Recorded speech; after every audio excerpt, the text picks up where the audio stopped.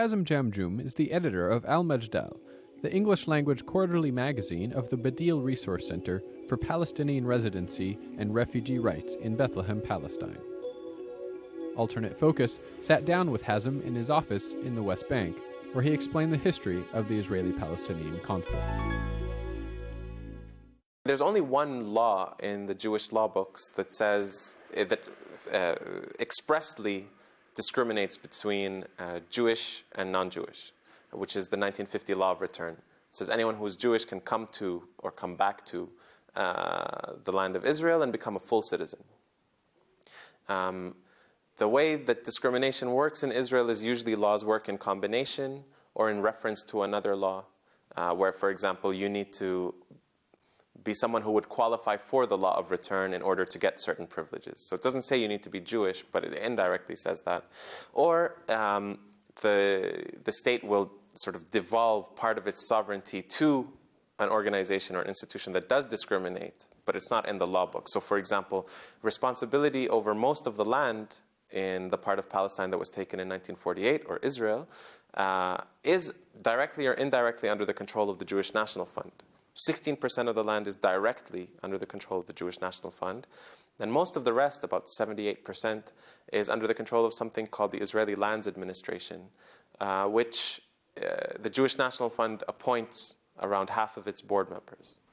So this is the indirect part. So that's 93%, approximately, of the land of Israel, which is under the sort of the Jewish National Fund decides.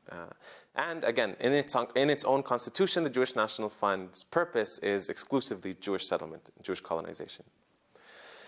Now, in these cities, I mean, this is one of the big ironies of the thousands of ironies in this land.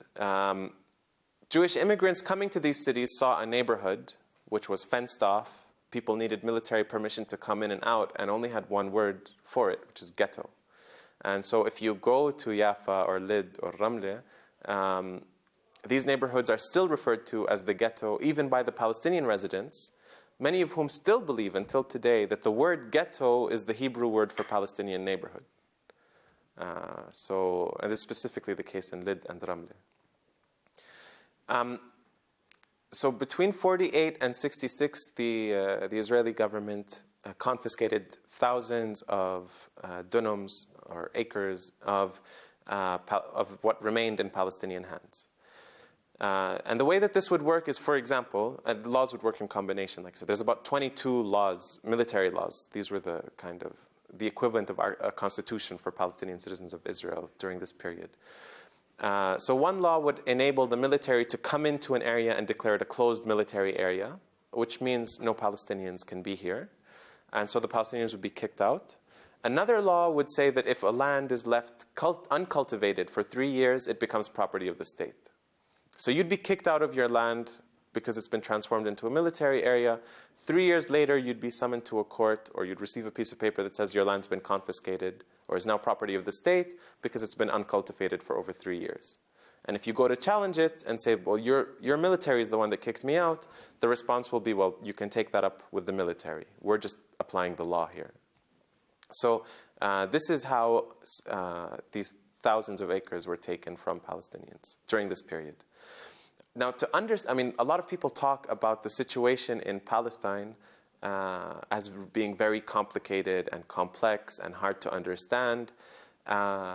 In my view, it isn't that hard to understand. You know, there is complexity if you want to look at the details of Israeli laws and how this works and how laws work in combination with one another.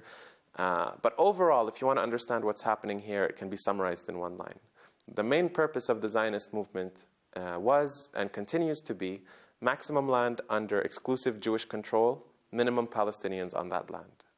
If you understand this, you understand what happened in 1948. You understand the purpose of the military regime between 48 and 66. You understand what happened in the 67 war and since in the West Bank and Gaza, and continues to happen every day today. All right, I'm going to talk a little bit about the Negev, just because it's, some people have called, Salman Abu Sitta calls it the forgotten half of Palestine. And in many ways he's right, because people generally don't know what's happening in the south of Palestine. The Naqab, or Negev as it's known in Hebrew, is the south of Palestine. It's largely a desert area, and the Palestinians who inhabit it are what anthropologists call Bedouin, and they themselves call themselves Badu. It's a nomadic or semi-nomadic lifestyle where people travel often within a certain area, but a large area, and life depends on pasture, sort of raising sheep and goats, as well as agriculture when there's enough water or there's good rainfall, and in some cases trade, sort of being the merchants between one area and another. So the Bedouin of Palestine, or Palestinian Bedouin, in 1948, the vast majority of them were expelled. So out of the 90 to 110,000 Bedouin Palestinians before 1948, about 10,000 only remained. The rest were forced to leave. And when I say forced to leave, just because some people also say that, well, people left of their own volition, or in times of war people leave. The fact of the matter is that even if they weren't forced to leave at gunpoint, which many people were, but many people just left, like I said, news of massacres or because there was a war happening, what Israel did after its establishment was ensured that anybody who did leave wasn't able to come back. They were called infiltrators, anyone who tried to come back, and the orders of border patrols were to arrest or shoot on sight anyone who was trying to come back. And many people died, actually, because they were shot at as infiltrators. And some people did manage to come back in.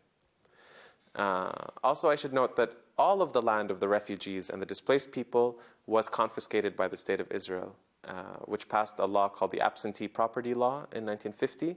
And all of this land, which is over 80% of what Israel considers its own state land now, and Jewish National Fund controlled land, is absentee property.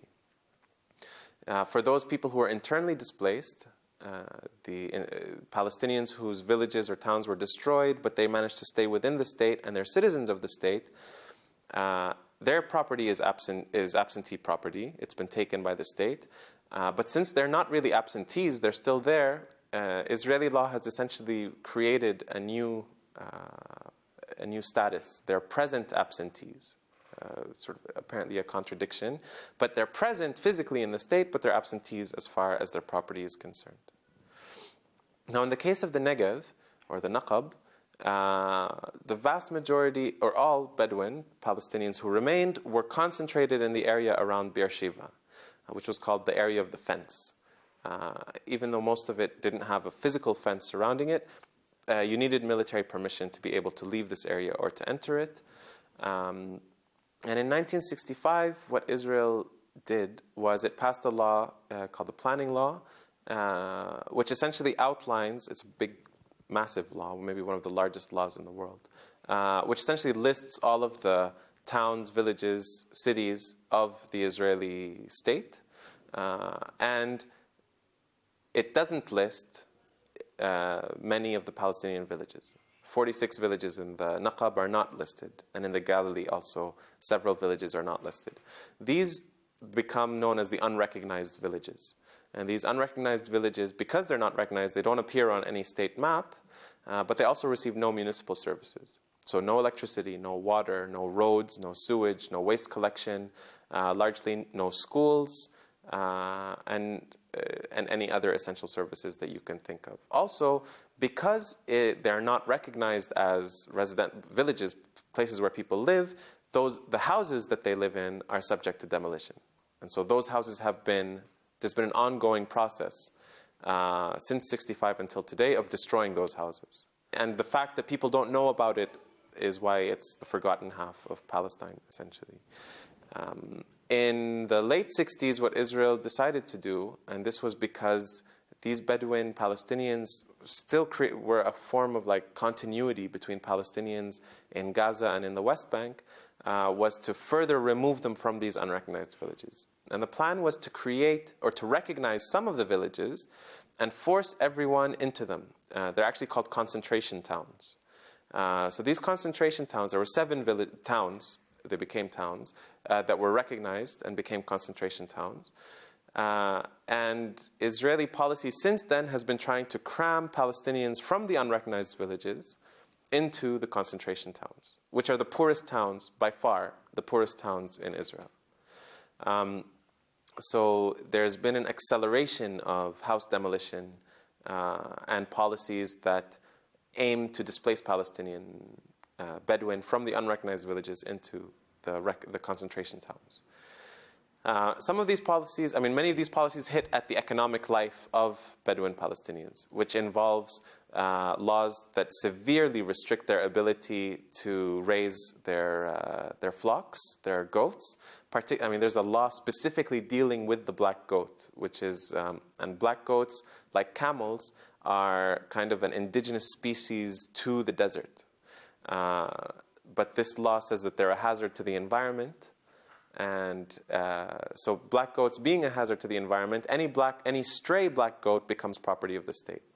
And the state can kill it, can do whatever it pleases with it. In the late 70s, Ariel Sharon, who was specifically interested in the case of Palestinian Bedouin, and the Israeli policy officially calls these things Judaization, sort of kicking out Palestinians and making an area predominantly Jewish is what they call Judaization. So the Judaization of the Negev was one of the kind of pet projects of Ariel Sharon. In the late 70s, he becomes the Minister of Agriculture and forms a military unit that answers to the Ministry of Agriculture. They were called Green Patrols. And these Green Patrols would drive around and find any Palestinian who was sort of grazing his goats. And they would drive down with their jeeps and sort of honk the horns and shoot their guns in the air. And the goats would disperse. And so then it was a race between the shepherd and the Green Patrol as to who could go and collect the goats faster. In some cases, they would just shoot the goats. And actually, during the Nakba, and until today, the process of essentially killing the goats themselves and the sheep and all the other and the camels and everything else that are raised by Bedouin Palestinians has been a mainstay of the ongoing forced displacement of Bedouin Palestinians. Whether through actually using poison. So, for example, between 2002 and 2004, the military would fly planes that would spray Roundup, herbicide, poisonous herbicide, definitely poisonous to animals and humans. And on the package, I think it says you cannot aerially spray this because it's too dangerous. They would spray from the air, and many people got very, very sick. Some people died. There was high rates of miscarriages, but also many goats died. Thousands of goats died. Also, restricting access to water and to pastures, especially on drought years, is one way that the Israeli government has effectively also killed off many of these flocks, the shepherds. So it's very much an ongoing case of a living case of the ongoing Nakba. But of course, everywhere in Palestine, you see the ongoing Nakba. So until today, Palestinian citizens of Israel in the cities of Jaffa, Lid, Akka, and definitely in Jerusalem, are facing an accelerated program of Judaization. In Jaffa, those who remained in the Ajami neighborhood, the ghetto, today about 500 houses are subject to eviction and demolition. So that's thousands of people, 500 families. They're going to be kicked out of their homes. Specifically to destroy the home, in all of these cases in the cities, it's called development, Jewish development or Zionist development.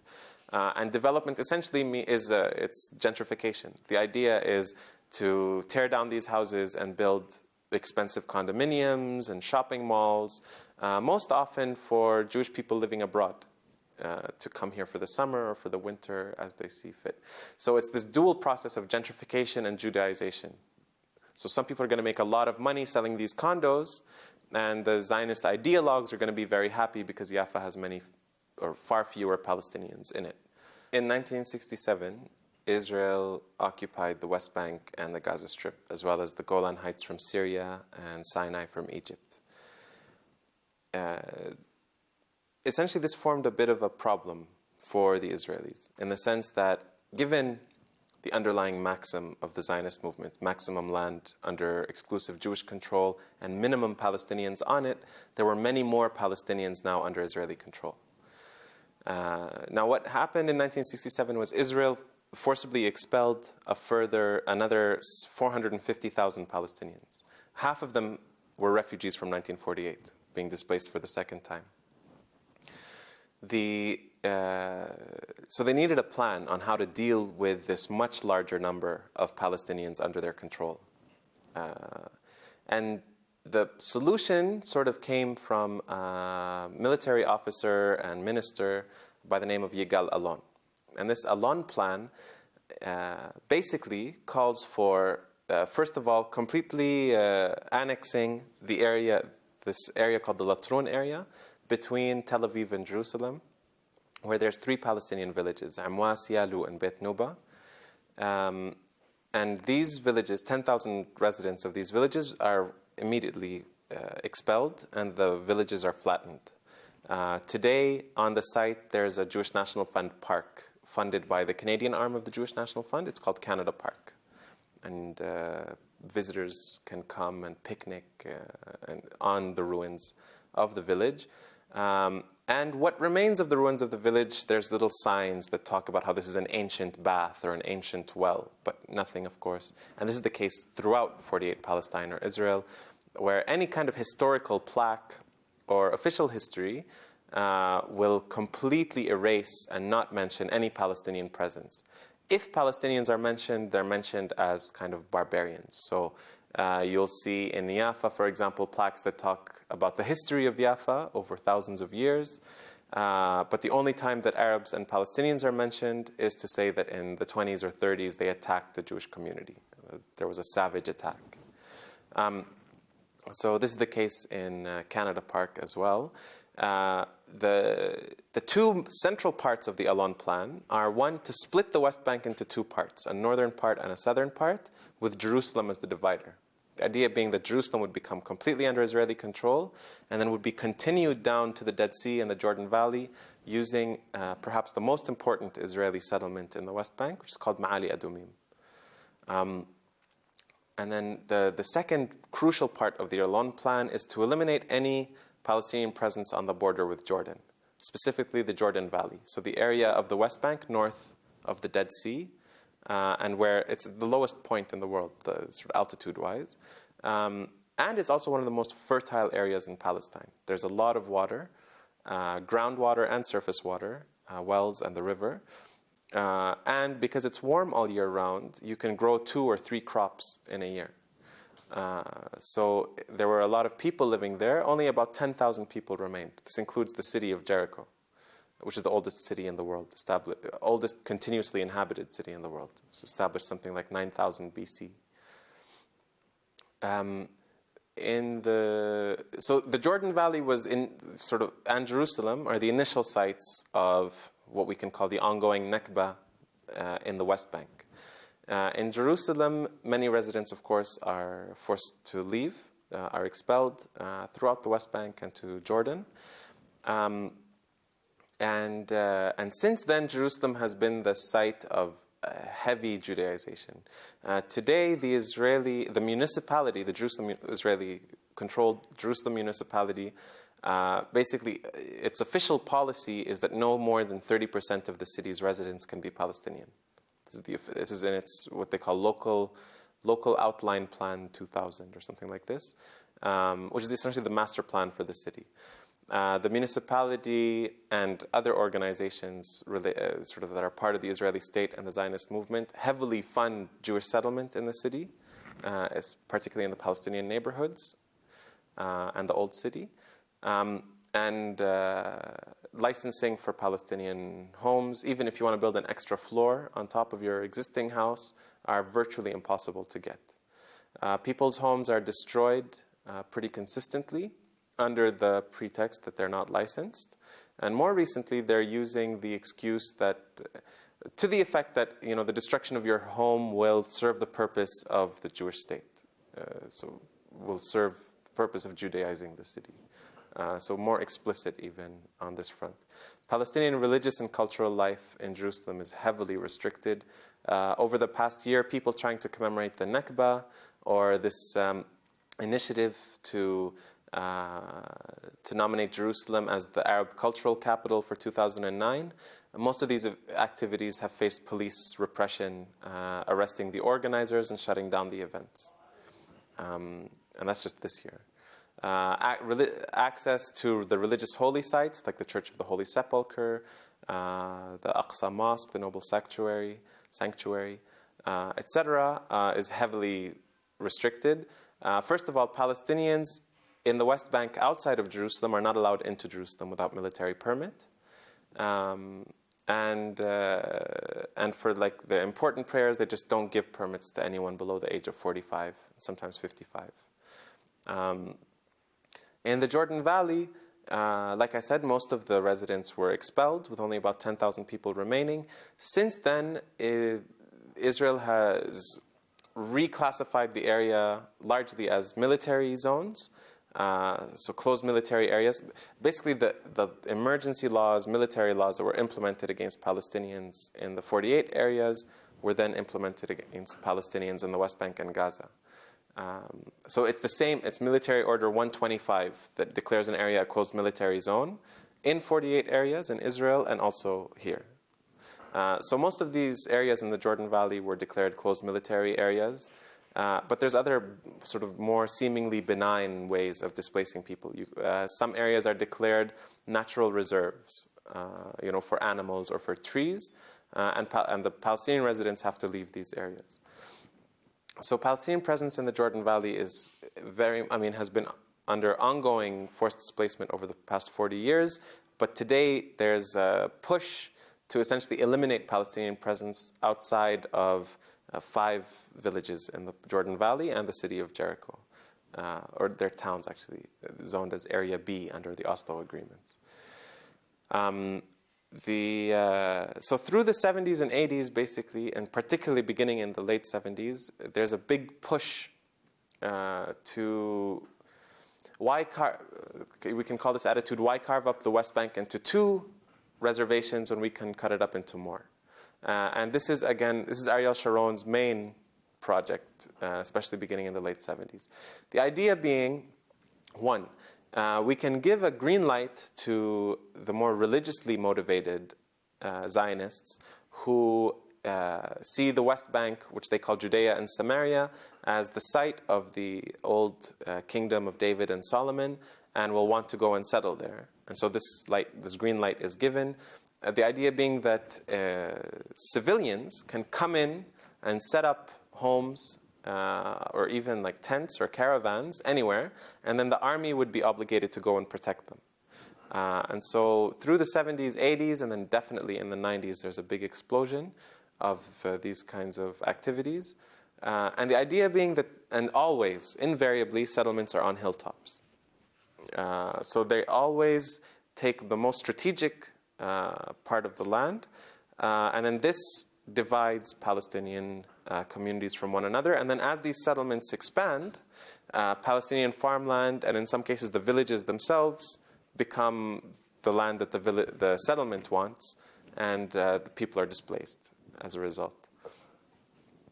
Now, so this is called the Sharon Plan, actually, in the late 70s, and is the kind of the blueprint for what became the Oslo Accords. The main obstacle for Sharon, and for any Israeli regime, to implement this vision of Palestinians sort of encircled within their communities, where the rest of the land is taken control of by the Israeli government, again, under the idea maximum land under exclusive Jewish control, minimum Palestinians on it. So the idea would be that if we can't kick all the Palestinians out, those who remain can be encircled. This is what's happening in the Negev, this is what's happening in the Galilee and in the Triangle, and definitely in the West Bank. Gaza has been encircled since the mid-90s, completely blocked, and for the past 2 years, this encirclement has meant a siege. Nothing comes in, nothing goes out. Unless, they can dig a tunnel, which is what they've done with the border with Egypt. But other than that, it's a pretty tight siege, which has cost thousands of lives, but also made life hell, in addition to the constant military bombardment and military assaults that take place. All under the pretext of there's some homemade rockets that are fired into Sderot, into nearby Israeli areas. I mean, the refugees of Gaza, in particular, for the most part, are no more than 20 kilometers away from their original lands. So Gaza is 1.5 million people. 1.1 million people in Gaza are refugees. So over 2/3 of people in Gaza are refugees. The issue of Gaza, in addition to being an issue of military occupation and humanitarian crisis, is primarily a refugee issue. Gaza would not be a problem if the refugees were allowed to go back to their homes. In the case of the West Bank, the main, and this also applies to Gaza, the main issue facing the Israeli regime was, if we're going to encircle and segregate Palestinians into these small pockets that Israel controls the surroundings, there needs to be a Palestinian partner who controls the daily lives of Palestinians and polices inside these areas so that they don't form any threat to the Israeli state or Israeli security outside. So in the late 70s, the Israeli government initiates a plan to form something called village leagues, which is this kind of Palestinian partner that's essentially a proxy for the Israeli government. This is not a new thing. In North America, for example, indigenous native communities are governed by their tribal councils. In Canada, they're called band councils. And these are very tightly controlled, at least their budgets are, from Washington or from Ottawa. In Palestine, the village leagues also, the main reason for their failure was that the Palestine Liberation Organization waged the campaign against it. And, one of the central mottos of the Palestine Liberation Organization is that the PLO is the sole legitimate representative of the Palestinian people. And so people didn't fall for the village leagues. This was the lesson for Israel, that either we have to eliminate the PLO in order to sort of implement this idea of the encircled Palestinian communities governed by loyal, obedient Palestinians, or we need to get the PLO itself to play this role for us. And the result was the combination. Through the series of defeats in the 80s, the leadership, or what remained of the leadership of the PLO, accepted the Oslo agreements. And the Oslo agreements are, at their core, the blueprint for the implementation of this kind of system, this Bantustan apartheid system in the West Bank.